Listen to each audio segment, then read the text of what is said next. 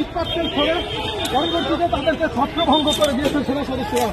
দেখতে পাচ্ছেন এই মুহূর্তে এনসিপির জুলাই পদযাত্রা চলছে, তারা রয়েছেন গোপালগঞ্জে এবং সেখানে এই মুহূর্তে সেখানে কিন্তু থমথমে পরিস্থিতি বিরাজ করছে। দেখতে পাচ্ছেন সেনা সদস্যরা রয়েছেন এবং তারা টিয়ার শেল এবং ফাঁকা বুলেট দিয়ে কিন্তু সরিয়ে দিচ্ছেন, আমরা দেখতে পাচ্ছি।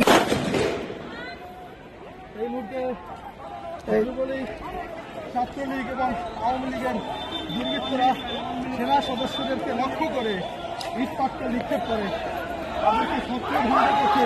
সেনা সদস্যরা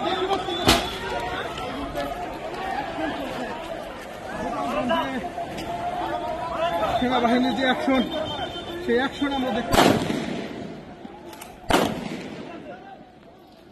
গোপালগঞ্জের যে